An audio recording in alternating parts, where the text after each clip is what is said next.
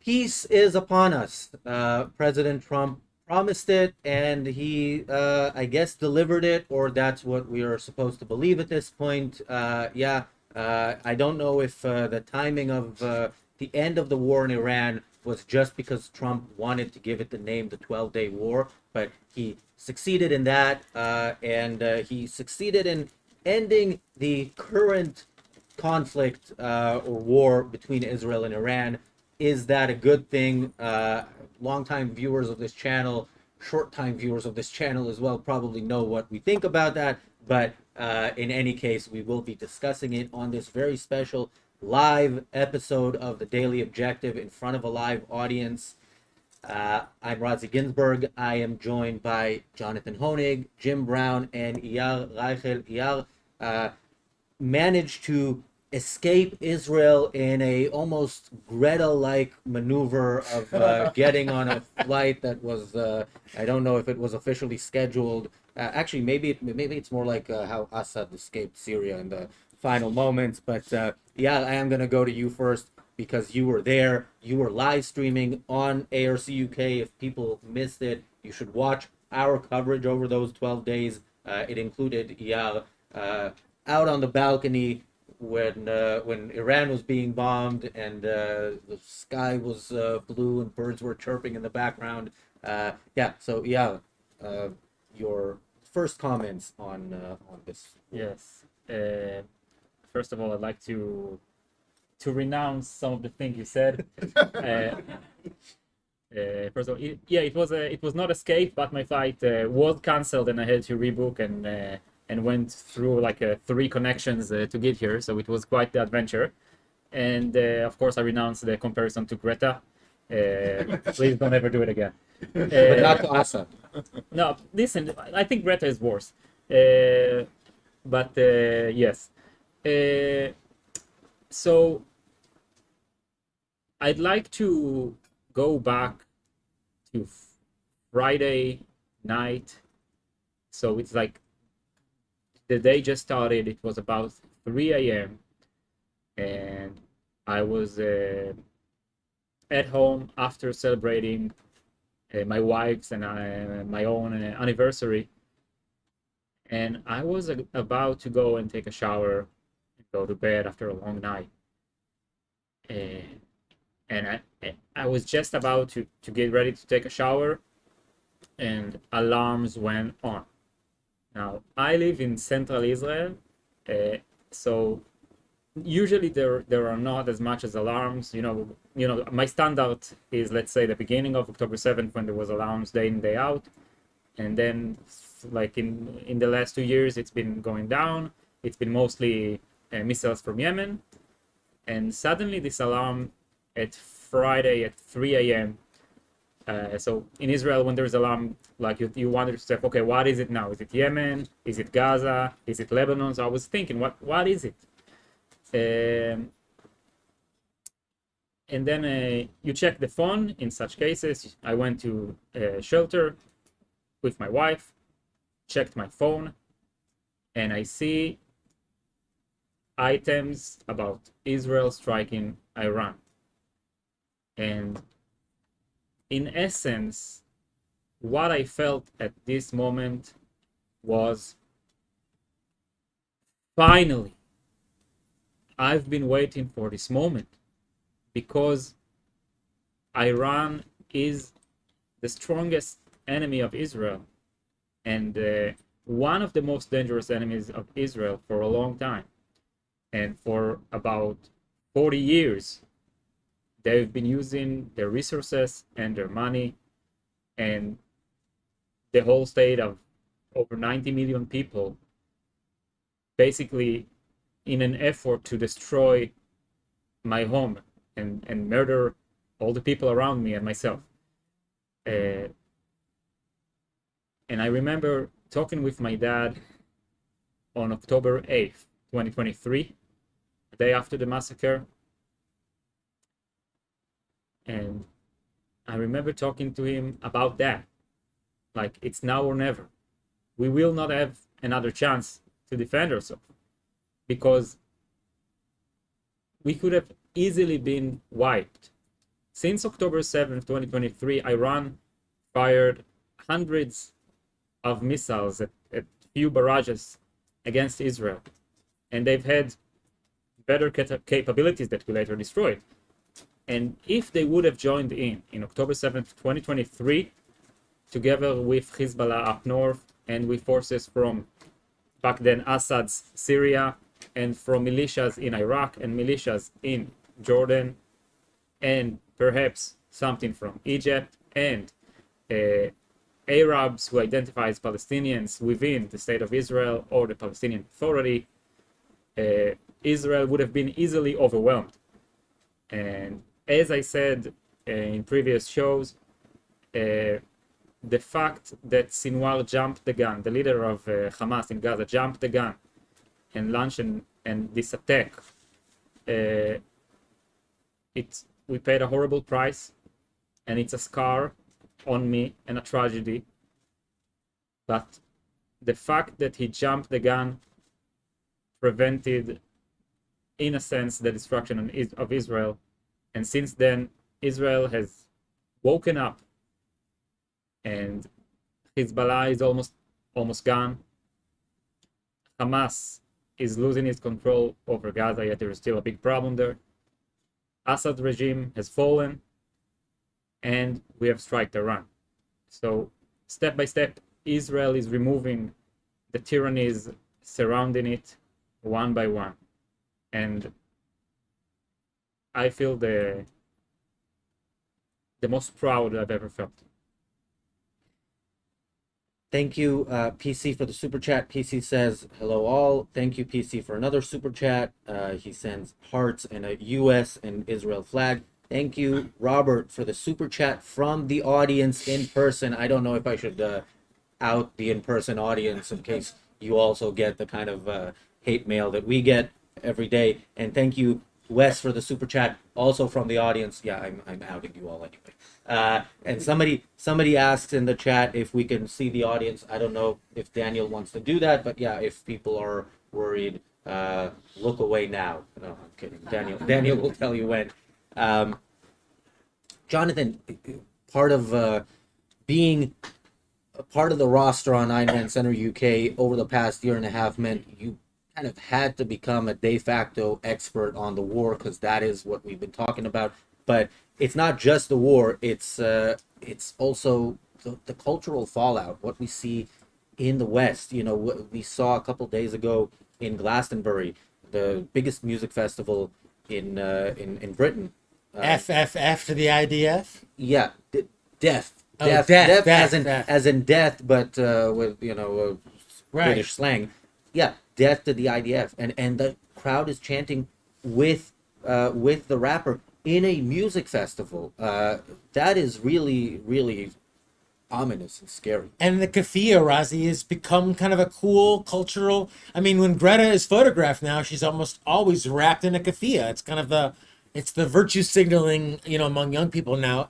And I just want to thank our global audience and our in-person audience. I mean, ARCUK has had such tremendous growth, and thanks to all of you who are here and all of you who are watching. And the fact that we've been focusing on such a topic of which Miss Rand had such explicit thoughts. That's the thing to me that's most, maybe exciting isn't the word, but oftentimes on the show, I'll remind Razi and we'll remember what Miss Rand said about the American hostages taken 40 some odd years ago. Rand said in effect that if we didn't go in the second or third day with force, we were going to be paying it for decades on. That's exactly what happened, and we see that play out over and over again. So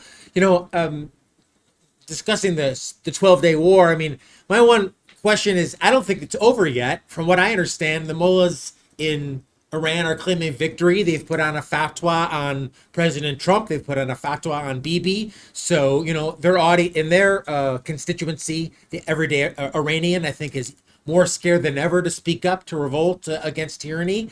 So I don't think necessarily the war is over. I do think, however, the technological advancement of the West has been demonstrated. The mind over muscle, if you will, the faith over reason over faith. I mean, look at the efficacy of the Iranian military. If you tried to write a James Bond storyline with the way the Hezbollah pager thing worked. I mean, this is such unbelievable high-level wizardry of warfare. And the fact that Israel can take out an individual apartment in a complex where one of the nuclear scientists or the stronghold leaders happens to be, not affecting the entire complex, whereas Iran can just throw big missiles into the air and they land wherever they happen to land. So the technological efficacy of Israel, of the West, I think is on display once again. What we're missing, and I think what we try to do with the ARCUK, is provide some of that moral standing, the moral ground, so that people understand why we fight for Israel, why we fight for Western values. And as Razi said, it's not because God ordained it or bequeathed it, but because of the values that the West, that Israel, and that the U.S. ultimately stand for. So, I mean, Rand said ideas move the world. So we're trying to get the right ideas out there into the world and ultimately get people to read Miss Rand's work. So thank you all, I'll just say, for being part of what we're doing. And thank you, PC, for another super chat. PC says, Razi, you look very smart. Thank you. I self-identify as a genius. So, and thank you, Bonnie, for the super chat. You know, Jim, the original title for today's episode was something like Israel's historic achievement in Iran, and then the war was stopped. So we changed it, and there is still a very clearly a historic achievement in Iran. There's an achievement, as Eyal was saying, you know, Israel's air superiority in Iran, a part of it was built over the last year and a half when the threat from Lebanon was removed, the threat from Syria fell, and then when Assad fell, Israel also, this isn't talked about enough, but really destroyed all the stockpiles of weapons. So now Syria is run by Al-Qaeda, essentially, which is terrible for Syrians, but is not a threat to Israel. And now they easily flew over to Iran, and so there was an achievement, but there's this amazing need, seemingly, for the West to snatch defeat from the jaws of victory every time. I mean, this is, I think, militarily what Israel has done since October 7th to fight Islamic terrorism is more than the U.S. did after 9/11. But it is still kind of, it's not complete. Even in Lebanon, Hezbollah was done, and then Israel gave them the gift of a ceasefire. So I agree with you. I think the war is not over, but why do you? I'm not sure what's implicit in your question. Why do you think people stopped shooting? Right now in Iran? Yeah. Because Trump demanded it. Okay. And so why? I mean, I try to drill down and see everything from, other points of view to really understand it, not because I agree with it. Yeah. So why might he have done that? Do you think, I'm not quizzing you, but it could be that he didn't, if he goes any further, he's got to kill the Ayatollah. If he kills the Ayatollah, he might think, all hell broke loose. Look what happens. Look what happened in other situations. Look what happened when we, in Libya. Look what happened in Iraq. When you bring down Hassan, chaos follows. You don't want to create a void into which, chaos ensues. He may be thinking that. Yeah. I doubt that he did it out of an altruistic feeling to, save the Ayatollah's life. I mean, he did say that he doesn't want regime change in Iran because regime change is messy, which, of course, is true. But, what's messier is having half a century of a dangerous regime that their official slogan is death to Israel, death to America, and they've been acting towards achieving that goal.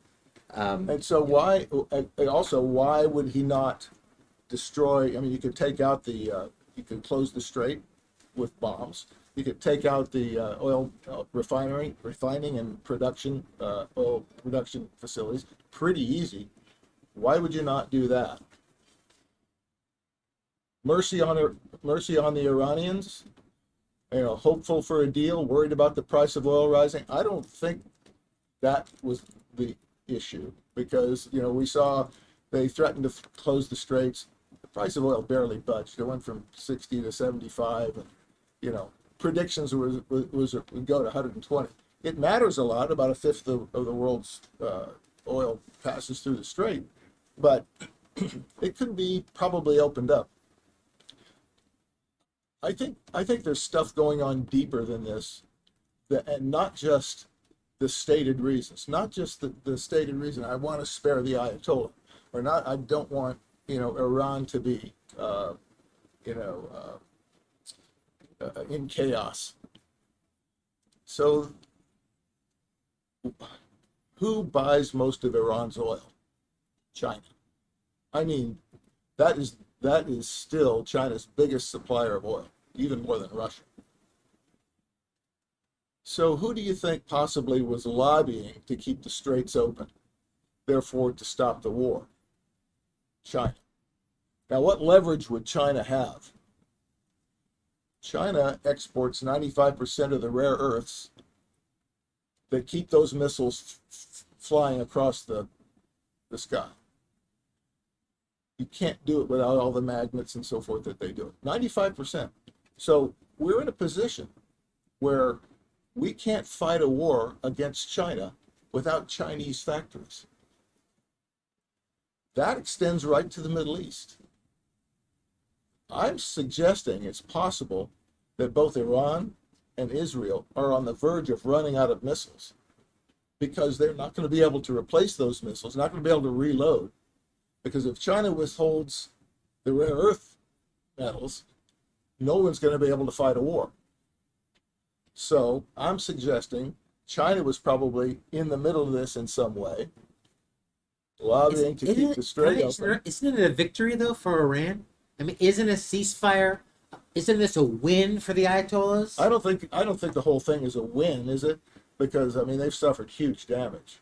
I just think that Trump is probably doing the best that he can with this constraint. Well, the win is that This is a theory. I don't have proof of this. This is a theory. I've seen it floated by a few other people, and I do know that the rare earth issue is a very big issue. I just jump in and think of how Yara lives, of like part of life having to be once in a while you go down into a bomb shelter, and that's just part of daily life. Dr. Binswanger has a line that I always like to quote where he says, "The threat of force is force." And so why should anyone, in my opinion, have to live next to enemies that at any moment, are lobbing missiles that not even guided like Israel's are? So I mean, I'm unequivocally pro regime change. I think there have been some successes, not to say that it wouldn't necessarily be messy, but Japan and Germany in World War II are great examples of regime change in which everyone benefited, especially the Japanese and the Germans. Yeah, and I think that was a case where we conducted ourselves quite rightly. In other words, insisting on total surrender, total capitulation, destroying that enemy's will to fight. And I agree, we haven't done that yet in Iran. And is killing the Ayatollah the only way to do it? Perhaps. I mean, they did spare Emperor Hirohito, but of course he was more symbolic rather than in actual control. So it's maybe a bit of a different situation. This is a really interesting question. How do you destroy their will to fight? Yeah, you wanted to jump in. I have a few points. I wrote down a few points. So I see it differently. And the first essential point I want to touch on is capabilities and morality.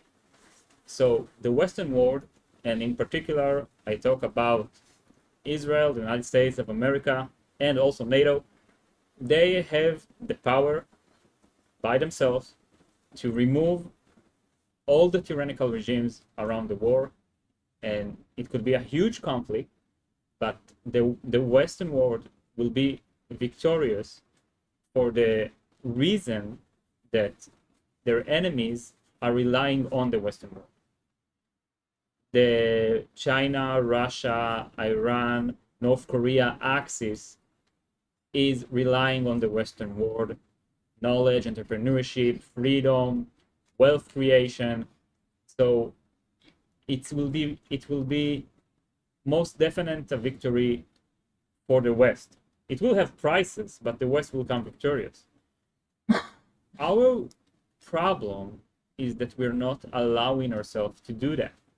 Morally, we are giving dictatorships the unearned right to exist.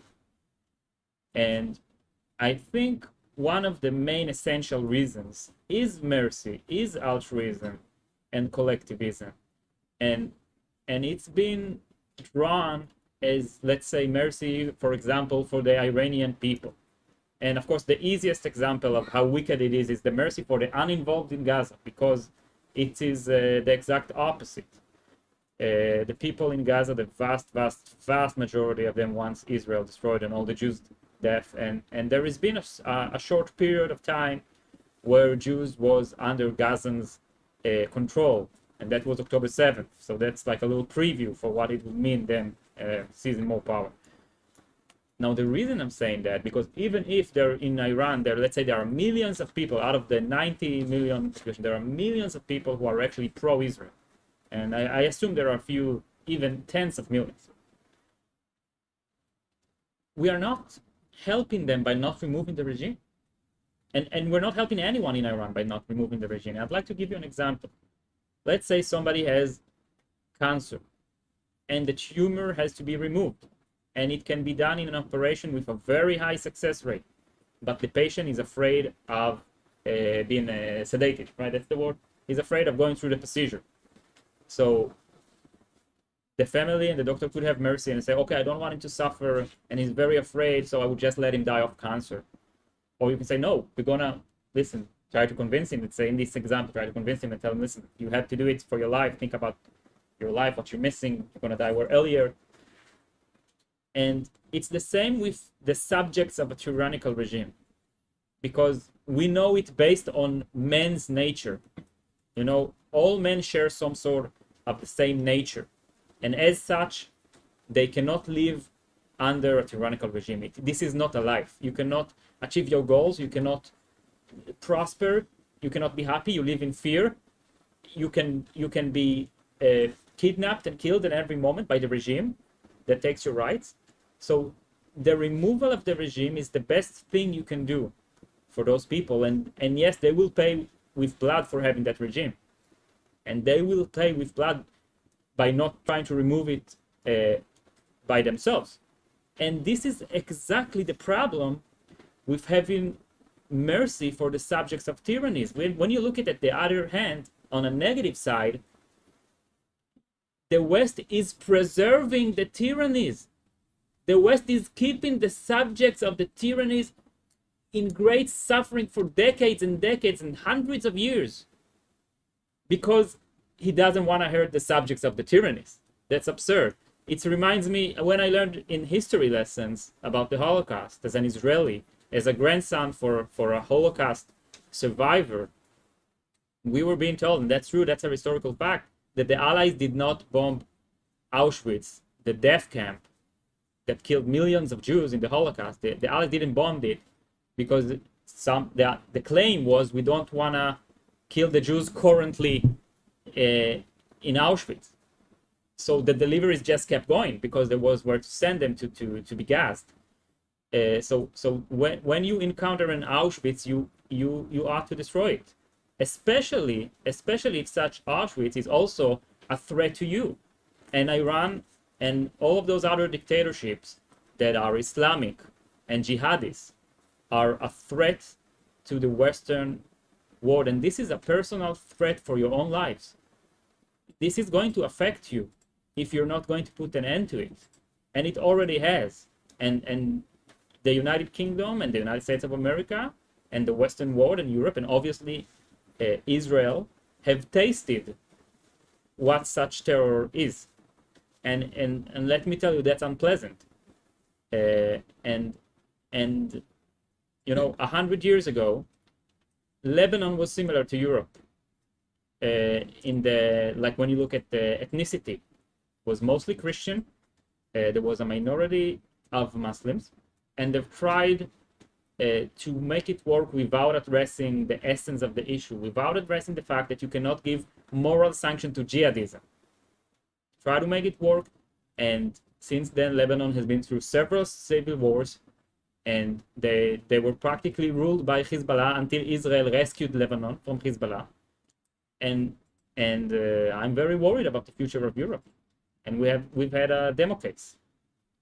You argued two moral, as I heard you, argued two moral viewpoints there. You spent a great deal of time, the way I understood it, basically saying what it would boil down to concretely is that it is my duty as an American to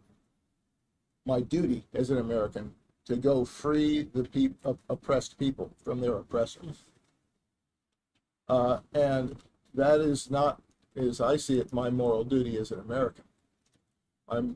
If I'm a politician, an American politician, I have to set a very high bar to commit blood and treasure to war. It has to be clearly in the interest of the United States of America to do so.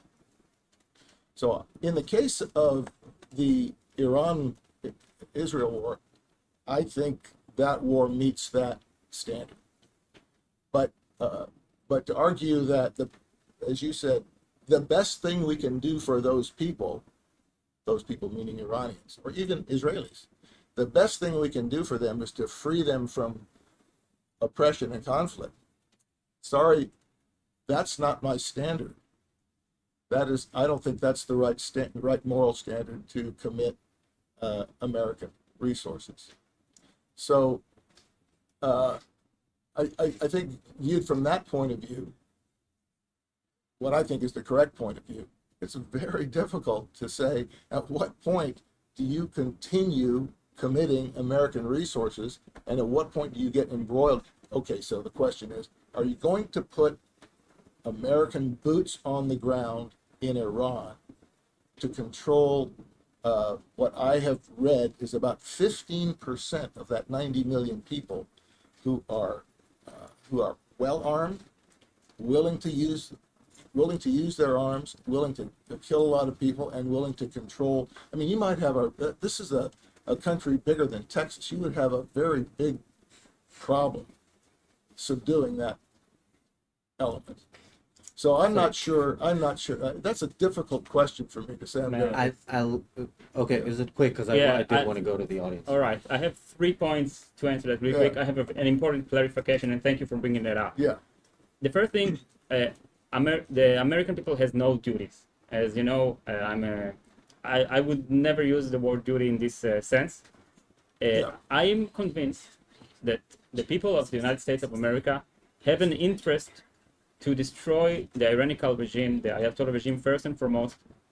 Basically, in essence, it started in 1979, and then in 1980 with the Islamic Revolution, and then the Iranian regime kidnapping, I think, tens of U.S. citizens.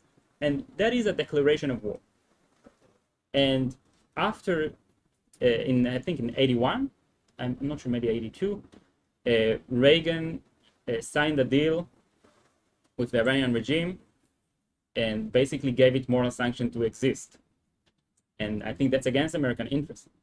And since then, the Iranian regime has been using its money from oil and the money taken from its people to fight against America and killed American soldiers, killed French soldiers, and killed Israelis, and is employing proxy forces against America throughout the war. So it's not a duty of America, but if the Americans want to live and not to be afraid and not to have this risk and to travel freely around the world and not to be murdered by Islamists, so they have an interest to destroy the I regime. just want to be sure. Yes, I agree. But let me just start with the mercy. I just want to say, we have to do enough to protect Americans. The question is what we have done so far enough? No. Say no. The bare minimum is to remove the I'm not sure. I'm not sure. I frankly have to defer to, at this point, I'm deferring to the leadership, the military and political leadership, because I know that they know things that I don't know. Well, I A know. lot. I'm convinced I know enough, and let me tell Okay, you what I know. all right. So, I'll try to be quick. It's very easy. It's extremely easy for the United States of America to remove this regime. They can, in practice, especially after Israel has opened the airspace, quite easily. I think it's not easy, but like did a tremendous job. Impressive. 0 casualties in the Air Force. They can easily destroy whatever they need to destroy in Tehran to practically lay a siege on Tehran from the sky. Cut all transport facilities, energy infrastructure, whatever. And the reason they're not doing that, it's very easy for America, very easy, especially with their tremendous budget. The reason is, again, I'm convinced in essence is mercy for the Iranians. And that's why I said what I said earlier. That's the reason, because I want to tell you, listen, by having mercy for the Iranians, you're dooming them. You're dooming them for life of tyranny. To clarify, you mean Iranians who are not Whatever, involved, uninvolved, They're not pro-West, anti-West. innocent Iranians? I don't mind if they're innocent or No, not. but that's the rationale. So No, the rationale would be that So- many Iranians are innocent, therefore we don't want to harm them. The reason I'm saying that is because as an Yeah. Israeli, I follow the news, I follow the Yeah. statements, and I'm convinced that basically Trump, he wants to end wars and he wants to bring silence. And he knows that he's seen, let's say, the protest against the Vietnam War. And he knows that basically this notion of just never kill, regardless of context and regardless of self-defense, is very strong in America and is very popular. So I think Trump is terrified of being drawn as the man who led to death of thousands, of tens of thousands, or hundreds of thousands of Iranians. And that's a big no-no for him. And the core essential reasons for that is popular morality in the West that I oppose, because there is responsibility. People has responsibility, and people under tyrannical regime has even bigger responsibility. So as long as the Western world, and America in particular, hold this wicked view on morality, we do not have the approval, the self-approval, the self-permission to perform a right for self-defense, and that's easy. And listen, we don't have to put boots on the ground, and we don't have to take care of the regime afterwards because they've already attacked us. We just need to remove this regime. As long as we won't do it, this regime will get a lot of money from the West, and use it to kill you guys and myself. Can I just say, and I'm not sure exactly where it is in Rand's corpus, but at one point, Miss Rand writes about explicitly that I think it's something to the effect of, it's not another nation's duty to march in, dispose an unfree country, but that they have every right to. That, and this is my interpretation now. You know, the Ayatollah has no right, and why would you make? And this is my own thing. How would you make a deal with the Iranians? I mean, didn't they make a deal with Obama that now we know that they went back on? They were enriching the whole time, and the intelligence from Israel demonstrated that the enrichment had gotten to really serious levels. So. I don't know what kind of a deal I could make with the leader of North Korea or Iran, but it's fascinating the way that it's played out. I mean, a deal was made with the leadership of North Korea as well. Yeah, the idea of asking dictatorships nicely not to do what they say they exist in order to do, which is, other than oppress their own people, also attack free countries. It hasn't worked out so far wherever it's been tried, and people somehow assume it's going to work this time. What does work is super chats, which help keep us on the air. So thank you, Ginger, for the super chat. Thank you, Linda, also for a super chat here from the audience. Linda says, love the live show idea. Great panel. Support ARCUK.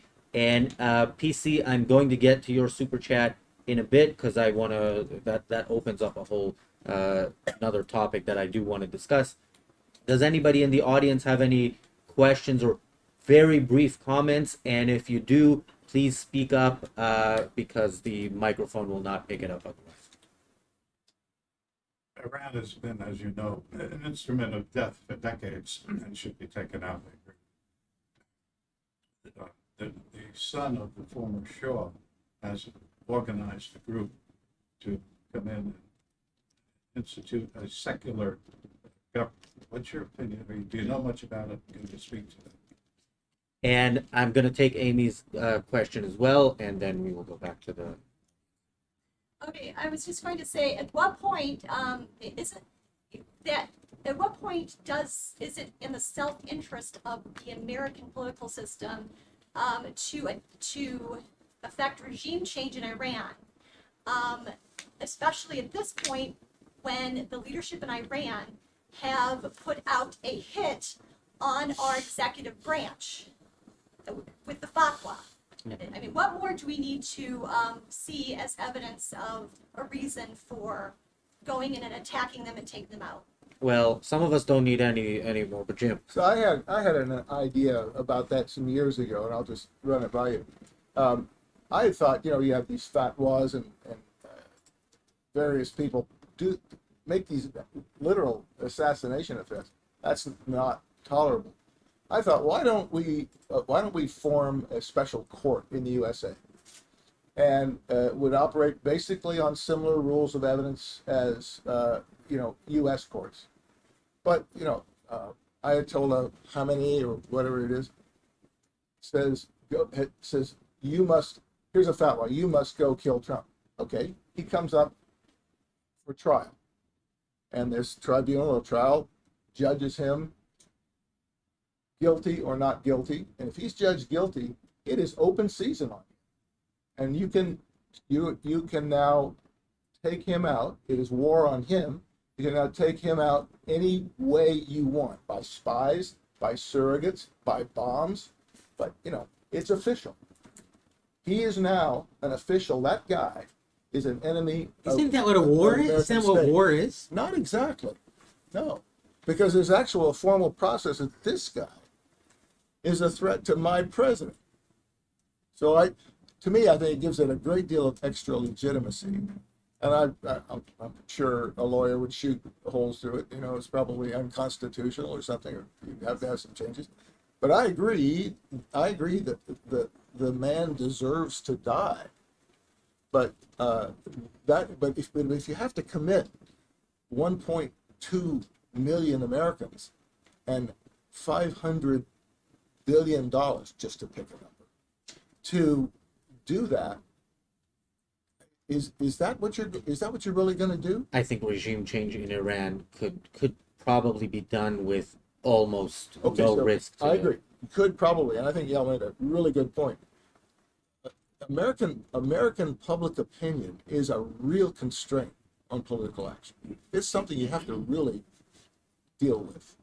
And I think in many cases it is good. I mean, one of the reasons we have a all volunteer force, and I'm so happy it is. It wasn't all volunteer when I first joined. It was you had a draft going on, and things were very bad in this country. It puts a control on adventurism. Now, we've had quite a bit of adventurism in the last 20 years, with wars that we probably should not have been involved in. It didn't turn out well.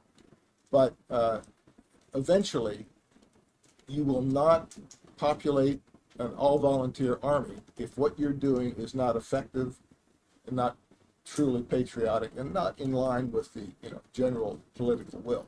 That's probably a good thing, because military, from a practical standpoint, because military power can so easily be abused. Okay, we have a few more questions. Thank you, Gary, for another super chat from the audience, and thank you, PC, for super chat. PC says, looks like more trouble in Israel according to Facebook Israel News Alerts. Yeah, there was a missile from Yemen It was intercepted. that was intercepted. But yeah, Israelis had to go to the I want to answer this question. Sure, go ahead, and then we'll go to the others. Regarding the son of the Shah, Pahlavi, I think, first of all, I must say, I'm 100% in favor of him taking control over Iran. The Shah regime was not perfect, but it was closer to the West. It was not an enemy to the West, and it has the potential not to be a tyranny. And I think this question and the subject of Pahlavi, the opposition to the regime that had the momentum to come and take over Iran, is a striking example for the price we are paying for the ceasefire. Because since the ceasefire, Iran has executed hundreds of people and is, getting tight against any hint of opposition and using this conflict as an excuse to be in an even crazier and more evil tyrannical regime that tortures and kills and murders and kidnaps his own people. So that's one of the prices we're paying for the ceasefire that came from a will to stop the suffering of the Iranian people because of the fear of war. And to your point, yes, I agree. Public opinion is crucial. It's the most essential reason for the place we're at. So that's why I'm here. I'm here to make an intellectual change, to spread the word. And for whomever interested in this, I recommend on Ayn Rand's book For the New Intellectual, where she explains the power of ideas and the power of stating your ideas and changing the view on things to make people see reality and act in accordance to that, and not, make the leaders conform to irrational view of the public that is self-destruction in the long term. Okay, thank you, Mark, for the super chat. Mark says it's hot in this room. Yeah, if anybody wants to risk trying the Razi, fix the air conditioning. are you going to ask? I'm just curious how people feel about this. I'm just curious. So what Trump wanted to do was stop nuclear proliferation. That was his goal. And he says he's not. Do most people think that is not enough, that he should do more? Or We could have a show of hands. Should America have done more? okay, all That you seems like all you almost people, consensus. okay, and I actually agree with you. But I'm going to ask now to all you folks who raised your hand, if you have military-age sons, do you want to send them to Iran to do that? I don't think that's necessary. Not necessary. How do you really? How do you know? Listen. When we subdued Japan, it was because we insisted on total surrender and imposed a U.S. constitutional style government on them. If you want to go in and do that kind of thing in Iran, that's going to take boots on the ground and lots of deaths. Well, Because we're not going to use nukes on. so I just want to quickly say there's a difference between regime change and just removing the regime and not replacing it with something else. And I think if all the U.S. And or Israel, I think Israel probably could have done that part alone. They couldn't have taken care of Fordo on their own, but they could have removed the regime. And then it is up to the Iranians. And again, like I agree with you, nobody owes the Iranians. They would have to figure it out. But yeah, just removing the regime that regime has to go. And once you remove that regime, you could do what was done in Syria and just destroy any stockpiles of weapons. So whoever comes next, or whatever form it takes, whether it's different countries, Iran splits up into different countries, has civil war, whatever it is, it no longer poses a threat. And I think that's Yeah, it just seems to me, and I'm not an expert, but like just to get a secular government in Iran. Dr. Brook made a comment a couple weeks ago about a regime change potentially being the biggest global development since the fall of the Berlin Wall. So even a secular government, and I remember Ayn Rand had a comment once about ways of changing the status quo. I'm paraphrasing. I'm sure Shoshana will correct me, but ways of changing the establishment. You can make it better or you can make it worse. So my hope would be even a non-religious, a non-mystical leadership in Iran would be a hell of a lot better for all in the region, especially. okay. I'm gonna go. There are 4 hands that I noticed. Those are the 4 people who are gonna speak now, and then we'll go back to the panel. Catherine, Enric, the person next to Michael, and then Michael. Catherine. I think this whole business is a glaring example of the role of principle. And Westerners can't conceive of really acting on principle. And the Iranians, their principle is death. And they are committed to it without restriction. And Americans and Westerners just can't even conceive of being that committed to a principle. Pretty sure this is Iran's newest Air Force plane. Flying into the No, sky. no, actually, it's a Chinese drone. This is a declaration of a We can continue. Hopefully there will I be saw a no movie about this once. Oh, Yeah, Yeah. can you close that door? Yeah, the beauty of live television. Hold the people. door. Henry. There was a method in American foreign policy called gunboat diplomacy, which was if you attack us, we will destroy you, and we will take out your incentive to do that in the future. And from my knowledge, it was quite effective. Person next to Michael, and then Michael, and then we're back to. Yeah, okay, this is an esoteric question, but it's still sort of apropos. I mean, Ayn Rand, as you know, she was very interested in the culture. And so my question is, let's see if you can follow it. Israel blew open the gates of that notorious, I think it's called Evin prison in Iran. And you know, and as bad as the primal scream is against Israel, I mean, the silence, hardly anyone complimented Israel on what they did. And does that not show that the culture is the worst we've had in 1,000 years? Good point, and Michael. So, I'm totally against the United States. I think Israel should take them out, 100%. My problem is this: if you look at the 20th century, you have the United States gets involved in World War I, tips the back, tips the scale in favor of the Allies. You end up with the Treaty of Versailles, then you end up with Then we have to get rid of Hitler, so we side with the USSR. Then we have the Iron Curtain for another 40 years that we have to deal with. The USSR goes into Afghanistan. We've got to help the Afghanis, so we go in there. Leads to the Mujahideen in Bin Laden. We took the Iraq side against Iran. Saddam comes and gets involved. Then we end up getting rid of Saddam. First you have Al Qaeda in Iraq, then you have ISIS. If it were just a matter of snapping my fingers and we can get rid of all the evil regimes in the world, I would say go ahead and do it. First of all, it's going to cost a lot of blood and treasure.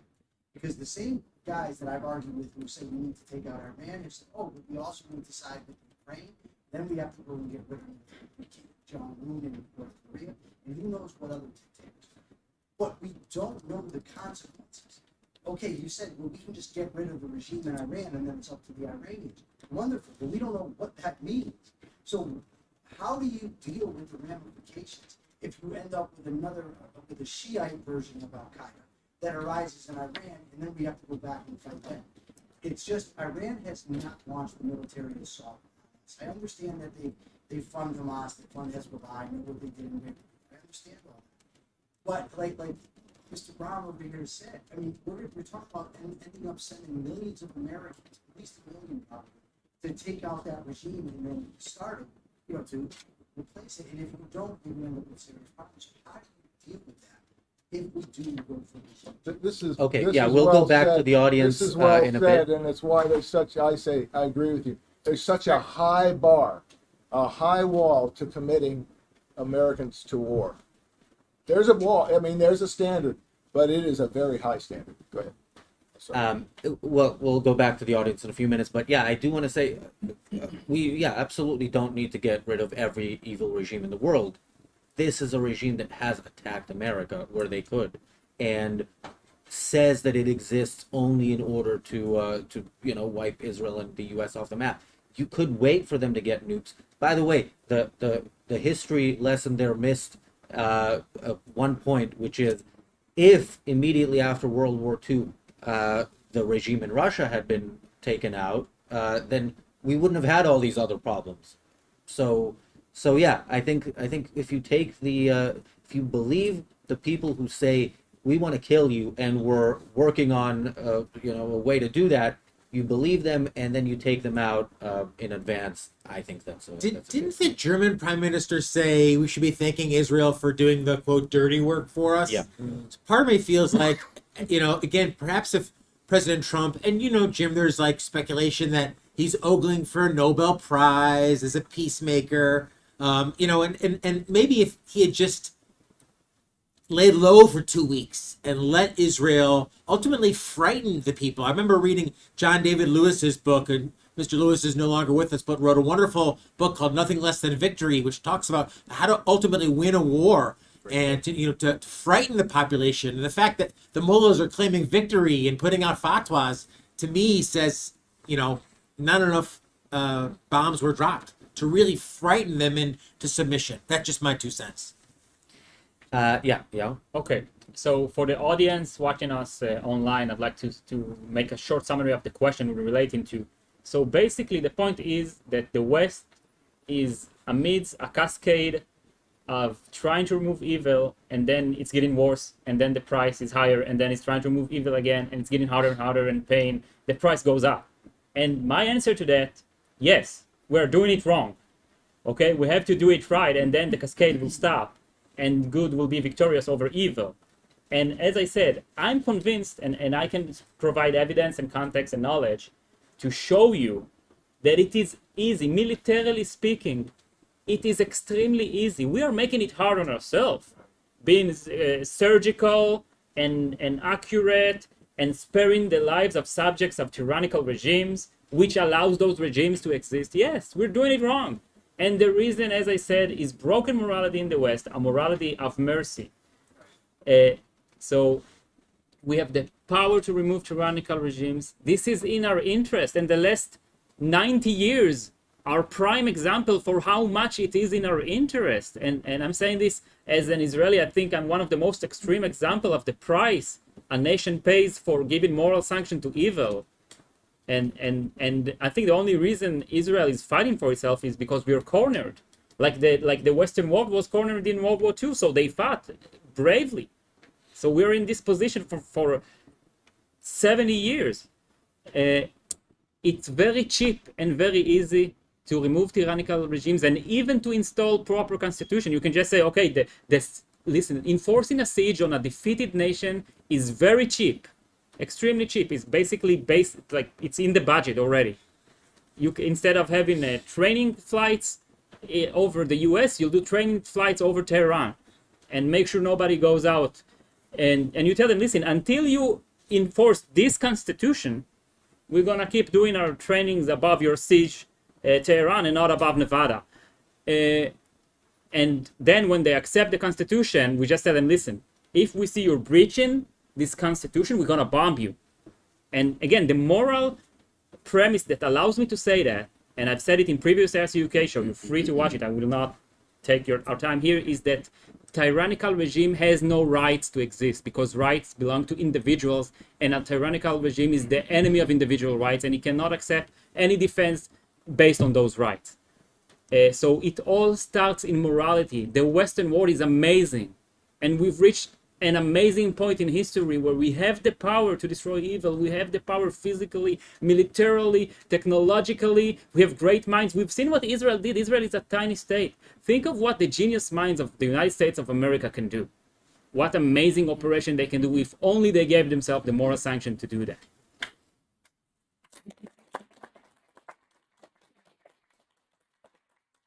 I want to go to a few super chats. We will go to you next when we go back to the audience. We have some more time. We're going to go longer than a usual episode. Thank you, Robert, for another super chat from the audience in person. Robert says the U.S. should demand a full repudiation of past assault on Americans and American interests in all current actions and pronouncements as a condition of continued American restraint, no compromise.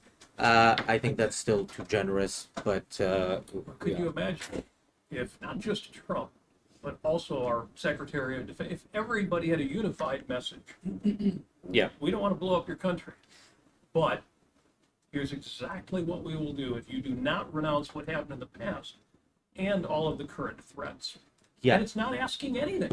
And It's the easiest thing in the world for Iran to do. yeah, I would be happy with a unified message from Trump, because when he said unconditional surrender, that was great. And then he said the time for peace is now. That's not so great.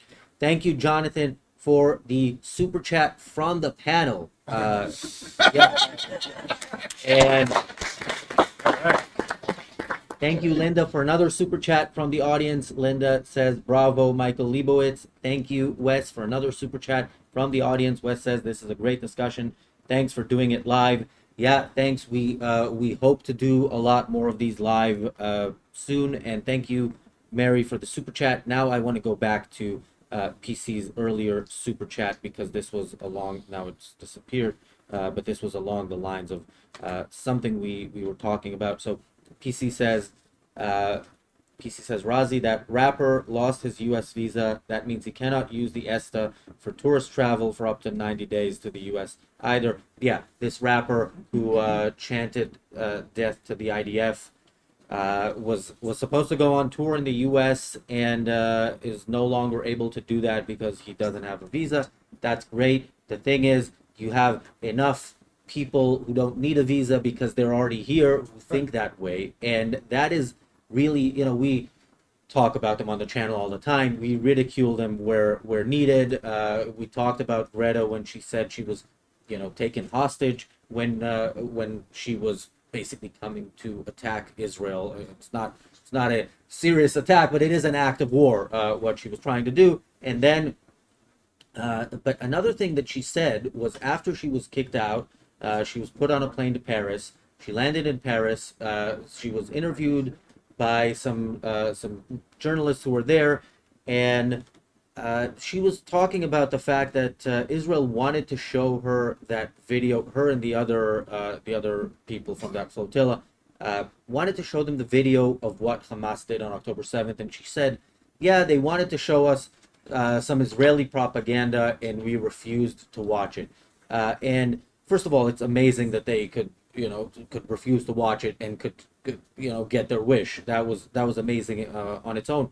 But the weird thing, and nobody followed up because those journalists don't want to ask the tough questions of Greta.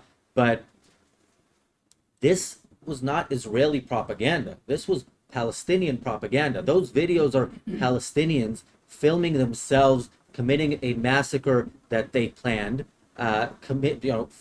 Planning the filming as part of it. Other Palestinians, when they who weren't a part of the planning, when they heard that it was happening, joined in by the thousands and joined in the invasion of Israel and in murdering Israelis where they could, taking hostages where they could. Other Palestinians, by the many thousands, took to the streets to celebrate, and that was the reason this was, a part of the plan for the attack, was to live stream it and to show it, because that is what Palestinianism is. That's what it celebrates. If you not just kill Jews, but kill them in the most horrendous ways possible, that is what Palestinians wanted to see. That is what, inspired them in a sense, got them to take to the streets, got them to continuing to this day refuse to end the war, because they have a standing offer. I don't think they should have that offer, but they have a standing offer to lay down their arms, release the hostages, and the war is over, and they refuse to do that. So the spokespeople, the self-appointed spokespeople of the Palestinians in the West are something we should all worry about in the West, because they don't actually follow the actual Palestinian line, but they follow it in the spirit of destroying the West, in their case from within. So when we talk about the achievements of the war, we need to remember that there is, unfortunately, this massive enemy within. And Razi, in the days after October, you were talking about bombing the Palestinians, bombing Gaza with no thought to necessarily preserving the hostages' lives, as I recall. I mean, there was a sense, for what you were advocating, Fuzz, was the object should not be protecting the hostages, but should be ending the war. And this was 2 years ago. And nothing was resolved. Yeah, I mean, on October 9th, 2023, the episode of the Daily Objective was titled "Why Israel Can't Win." And it was, obviously, we were talking about the morality that Israel follows in war, not its military capabilities with which it could have won by the time that show aired. So yeah, that's unfortunately where we are. Thank you, Shionman365, for the super chat. Yeah, I wanna add on that real quick. since Israel entered Gaza, and I'm talking not including the events of October 7th, afterwards Israel entered Gaza, since then, over 400, and we're getting closer to 500, Israeli were killed in Gaza. Israeli soldiers and defense personnel were killed in Gaza, and we could have choose to lay a siege or to use different measures, and those lives would be spared, and those people would have been with us today, and as well as thousands of young Israeli men that were injured and now living without legs or at have some tremendous trauma or whatever, and we're paying a horrible price for this morality and the decision that the Israeli government has made. Oh, I'm Zion. oh, thanks. Okay. Yeah. Take over. The targets that they're hitting aren't the right targets. They got to hit the war. They got to hit the electrical grid. They got to hit the banking system. They got to hit the car island. And they do that, it just brings them to their knees. And either they'll get so angry that they'll overthrow the government, but that won't cost them a lot of money. That won't cost them much of the crowd. It's just like, they should restrain themselves with all of us. Absolutely, I agree. Regime change in Iran would absolutely not require boots on the ground. And I think that if we didn't know that for sure before this war, I think we knew it in the first few minutes of the war, or at least when we found out what happened in the first few minutes, where Israel really took out whatever was there, in terms of air defense systems, and took out so many of the leadership. Do you want to respond to that, Jim? Because they really haven't attacked any of those No, I'm quasi-civilian targets. I'm surprised we have so many experts here who know how easy regime change is. I mean, why is it so easy? Well, we saw what the regime already had and what they could do, against Israel's initial attack.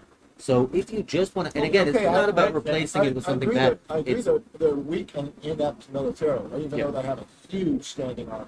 Yeah. They do. Both the IRGC and the Iranian regular army, very large. Yeah. So right there, you're going to have resistance. Although maybe you could they're going to bank on all these soldiers defecting when you march in. Maybe, maybe not. That'll be the last thing that happens, probably. Yeah. But if you think that, if you're so sure that this pinpointing, every influential mullah and killing them and their families will affect regime change, I'm not so sure. Well, you destroy the weapons. You destroy, yeah. You're right. When you look at the state of affairs today, it is almost impossible to defeat evil. Almost impossible. Okay, Wait. just to be analytical here, I want to defeat evil too. No, I know, Well, but you're saying exactly how- you're saying the price is too high. Exactly how, no, I'm saying it might be. I'm saying I don't know. How do we know, like this gentleman back here said, how do we know that taking out the mullahs is not going to mean that 100 more rise up and take their place? This is a very entrenched, fanatical So basically, regime. a dictatorship could not last without some minimal support from the people. Even the worst dictatorship, okay? They use power, they enforce themselves, but still they enjoy this core of people who support them. And why does this nuclei of people always comes up over and over and over again? And the reason is they know they will not pay the price. They know the West will not make them pay the price. They know they would get moral sanction. They know they would get moral aid. There would be, in the 80s, there was this show, I forgot its name, this rock concert of fundraising for Africa. Live Aid. And they handed out money to dictators to keep destroying the rights of their people.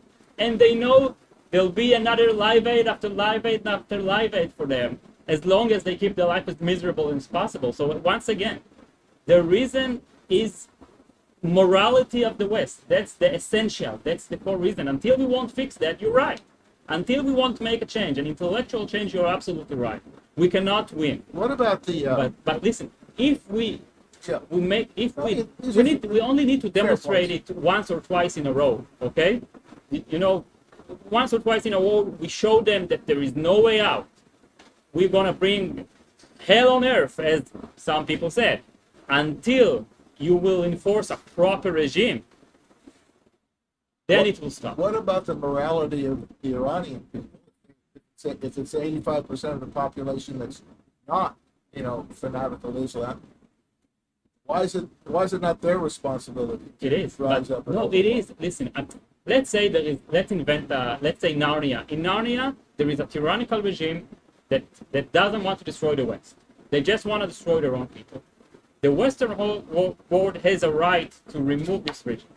He can. He doesn't have to. It's not necessarily in his interest. I'm not calling for that. If the West would come to remove this regime, since it was unprovoked, quote unquote, they have a responsibility to install a constitution. All I'm saying that it is in your interest. You have children, you have grandchildren, I assume. You want them to have a proper future, and without having a sword on their necks. So eliminate the threat. And yes, right now the price is too high because of broken morality. So I'm saying to myself, okay, let's change this morality. Let's make ARCUK shows. Let's talk to people. Let's promote Ayn Rand's literature. So people will understand that if you look at reality and use reason properly, there is no other moral conclusion other than the utter and complete destruction of evil that is threatening you. All right, we have a few more minutes left. We're going to take a few more questions. Then we're going to have a short break for the audience in person. And then we have, for the audience in person and for members on YouTube, you can become a member at any time.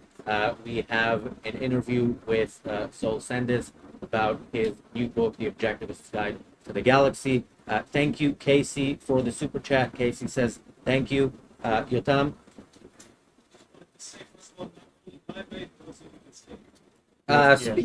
He said not only live ed, but also USA.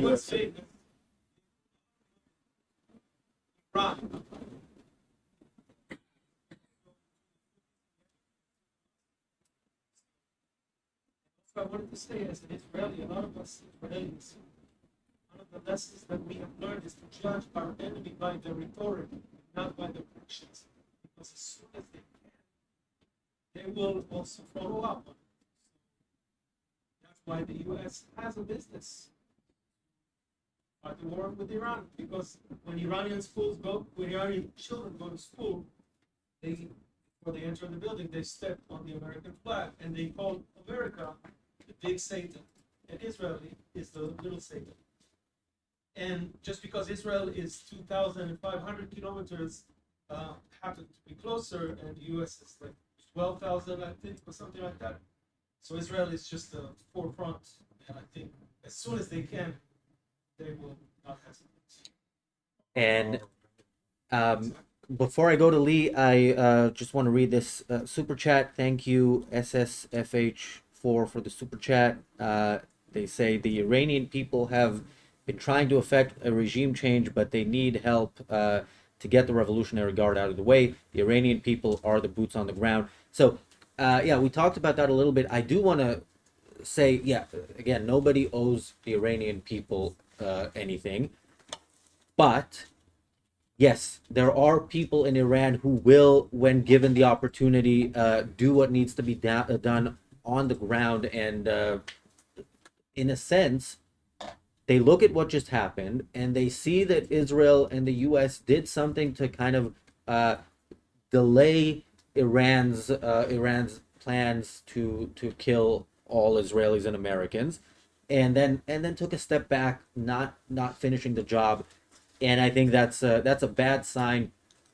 A bad sign for people who might be true allies of the West. The West, especially in the Middle East, has always gone out of the way to pick allies where they don't exist. Bad people are fighting bad people, and then you think, okay, who do we at this moment judge as worse or as a bigger threat to us, and then give money and weapons to the other side that then becomes our enemy. Netanyahu is doing this now in Gaza by giving arms, arming people who are, criminal gangs, but they're not friendly to Hamas. So, Iran is the one exception in the Middle East, and this like everything could have been done much better. Lee. Yes, thanks. I agree with you that I think there should be regime change. I think along the lines of that super chat would be the best way to support the people of Iran, not to send American forces to do it. But I see a possible inconsistency in some of your position here. Possible. If you really believe in the principle of the impotence of evil, shouldn't you be advocating just give them no sanction? Don't give them any sanction, not military force, but just give them no sanction, and they will follow themselves. Now, I see a possible counter argument to that, but let me see what you have to say. That would be a start. I mean, look, part of the what's going on now and what went on before the 12-day war started was negotiation with Iran that was essentially, yeah, like Yal said, this was keeping this regime in power so it can, continue to oppress its own people, continue to plan their attacks on the West, but not at this very moment get a nuclear weapon. And the whole time they were beefing up their production of ballistic missiles to the point that this was the main reason that Israel struck when it did. So yeah. Could I add a quick concrete point to that? So, and I wanted to bring it up earlier. We were talking earlier about the exceptional technological capability that the U.S. and Israel have to pinpoint targets. Well, they had to have something else too. They had to have detailed inside knowledge.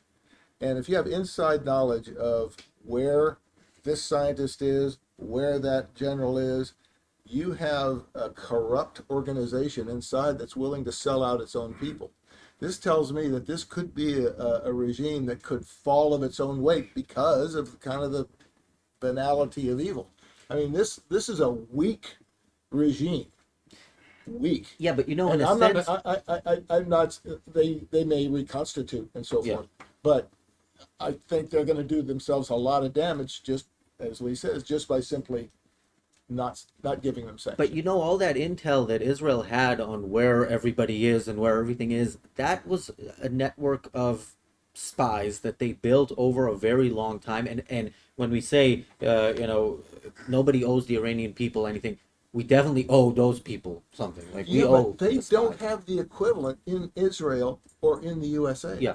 That tells me they're exceptionally corrupt in the Iranian regime. Yeah. I just want to say I agree with your point. Those monsters started and growed out of the moral sanction they get from the Western world. And if we wouldn't have done that, they wouldn't have reached this state. Since they are now in the state, we have no choice but to use force, as well as not giving them moral sanction. And I think it also applies to individuals in society. We know theft is evil, we condemn it. And when some states in the United States of America says, okay, theft is okay up to $999, so people went on and thievery went skyrocketing and people could not go to the grocery store and the mall. And so in a proper society, you do not give moral sanction to theft. And then if somebody still become a thief, you send him into jail using force.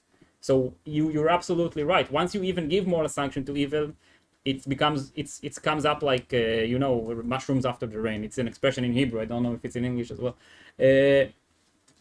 You're right, but unfortunately it's too late now. We have to take even harder measures because we've been wrong for decades. And I'll quickly just say it reminds me of something I remember Miss Rand writing about and speaking about the UN and how it legitimizes these pariah terrorist ultimately countries that should have no sanction. I don't think people should deal with those countries at all, and certainly not be permitted into organizations supposedly out for the global good, if you will. Yes. Yeah, Israel is now the regional dominant power. So when Trump says turn the planes around, I want peace, shouldn't Israel be thinking now, well, what do we need America for? We've won, more or less. We can handle it. Thank you very much for your help, but we don't need to do what you say anymore. Ditch the United States now. I feel like Israel's still living a little bit in the past. Like they really need America to help, defense.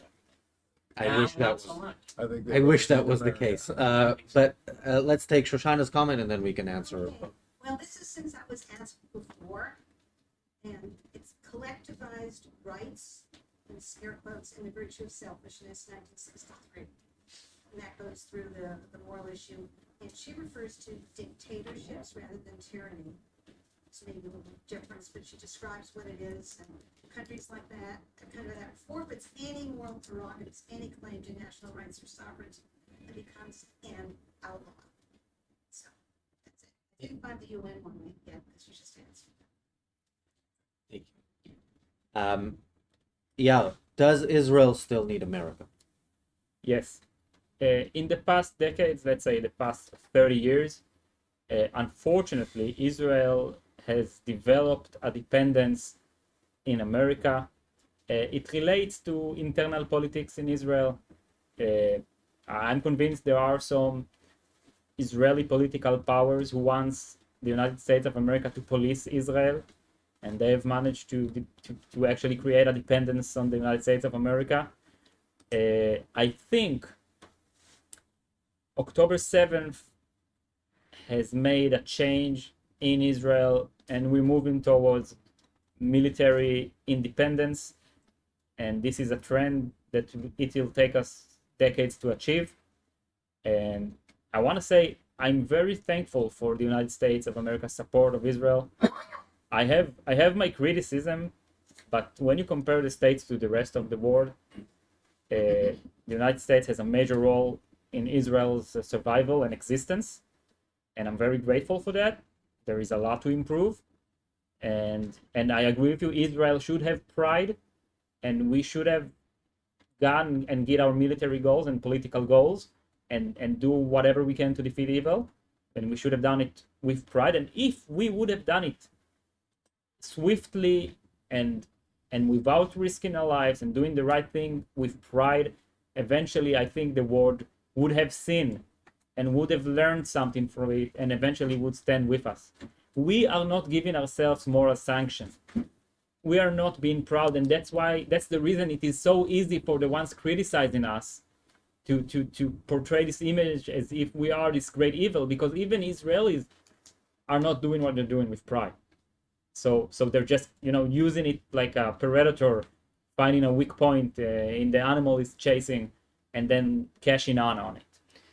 Yeah, and I have to add on this point, and no, this is not an endorsement of him overall, but yeah, as much as, and I have, you can hear daily my many criticisms of Trump's approach to Israel, to the Middle East. When it comes to this issue, think of what the alternative could have been, and it would have been absolutely, possibly the end of Israel had Harris won the election. So, yeah, there are many reasons to despise Trump, but yeah, remember the alternative. Jim, I don't think this would be a proper extra long episode of the Daily Objective if we didn't at least mention Candace Owens. I didn't know we were going to talk about Candace Owens until just a few minutes ago when, before this started, I asked Razi, well, do you think she's anti-Semitic? And probably the Israelis in the audience will say, oh, you think? But I got into a back and forth with some friends of mine recently who were using Candace Owens as a principled defense of position why the U.S. should not be involved in the Iran-Israeli war. And I couldn't get through 10 minutes of the interview without turning it off because, number one, I don't think she's very intelligent, and I think she's misinformed. Two, I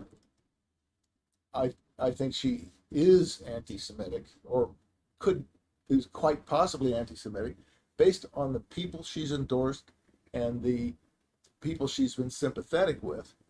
And all she talks about is the Jew, not all she, but much of what she talks about is the Jews this and the Jews that. So I don't consider her, she doesn't clearly delineate between disdain for the Jews and separation from the interests of America that may or may not, in her view, be to get involved in this war. I think it is in America's interest to be involved in this war, but I think that high bar has been, reached. But I don't know. Candace Owen, is she anti-Semitic? I hate to call someone that if they're not, but is that the question before the House? It's generally well. So here's the thing. We get complaints from I'm the not audience. sure how influential she is anymore, but That's the thing. So why do I care? Right? We talk about Candace a lot on the channel, and we talk about her because she is so.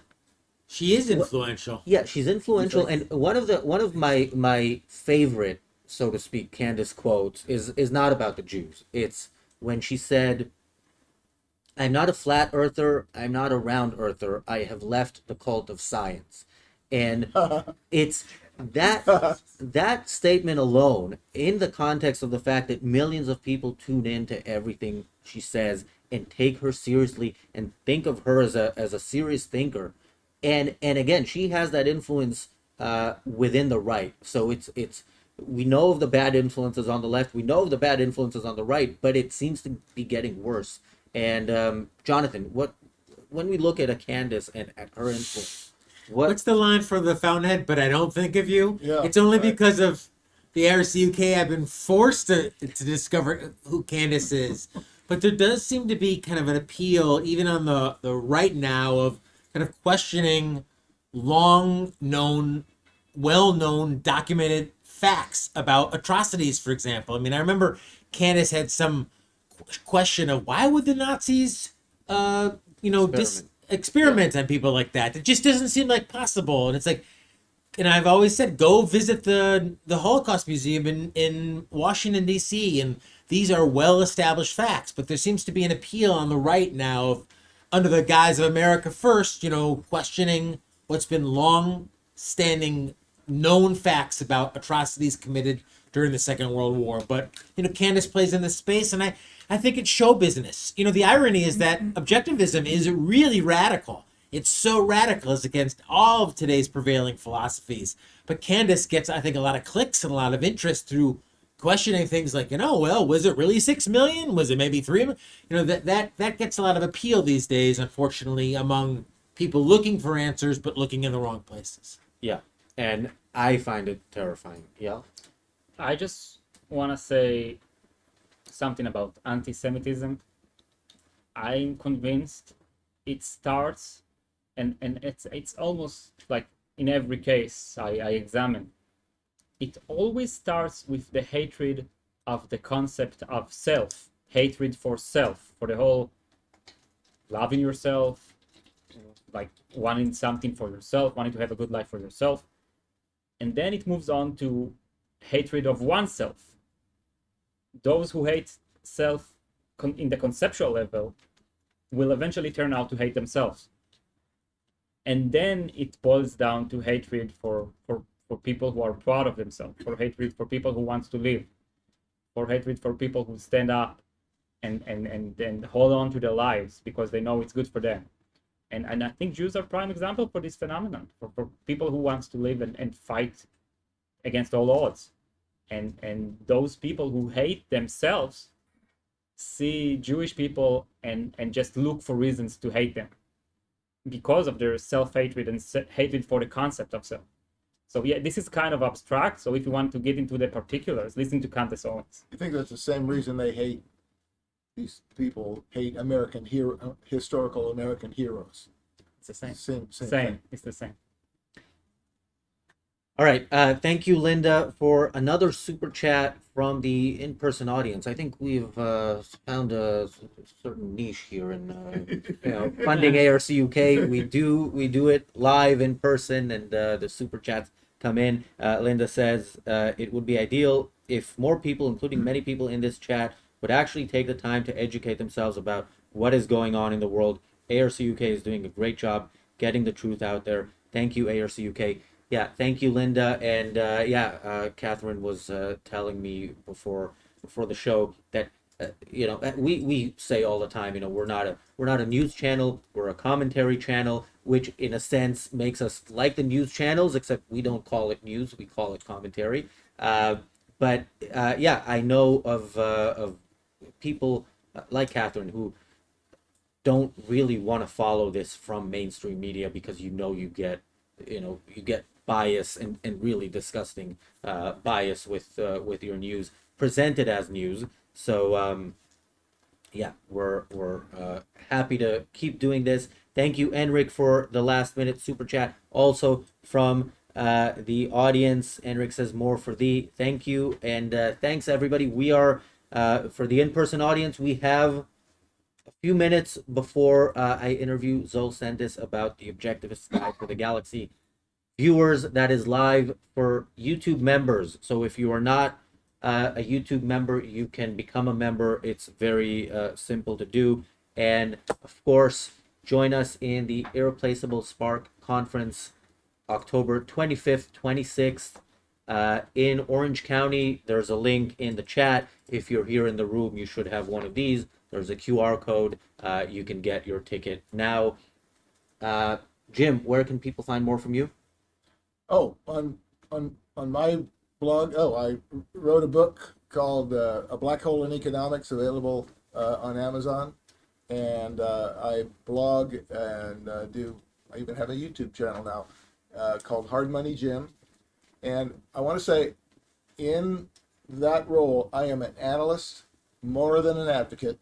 And my goal is to discover what's going on in the world, how it affects finance, how to stay wealthy or get wealthy with that information, and pass that on to you. I'm not going to take very many political viewpoints. This will be quite a different discussion from what you get today. It's designed to help people keep their money in this onslaught of financial repression that we're facing due to debt and government policies and inflation and so forth. So, sorry, that's too much, but that's me. Hard Money Jim. Jonathan, where can people find more from you? Well, they should check out a book I helped publish with Dr. Peikoff called Can You Really Love a Dog? It has nothing to do with Israel. It has everything to do with our love of our pets, both cats and dogs. Dr. Peikoff loved dogs. Miss Rand loved her cats, famously. So it's available at Amazon. Can You Really Love a Dog? And I think our viewers and our listeners would really enjoy it. Can I just personally say that's a good book? It's Thank fun. you. Thank you. It's a fun book. Well, thank you for that support. Yeah. And Eyal, I think what you have to promote does have something to do with Israel, right? Yes. Well, my life is in Israel, so you know. I'm Eyal Reichel. I'm an associate of the Ayn Rand Center Israel, and I encourage you all to visit aynrand.org.il/about and read about the center and maybe even support. And I'm also a leading member of the movement called Victory Now. We're working on a book to promote a plan for swift Israeli victory, and as demonstrated here, to provide the moral basis for such plan, so we'll have the courage to perform it in practice. So please visit www.victory.now if you're interested. I'm Razi Ginsburg on X. I've already promoted what I want to promote, but let me do it again. Thanks everybody for joining.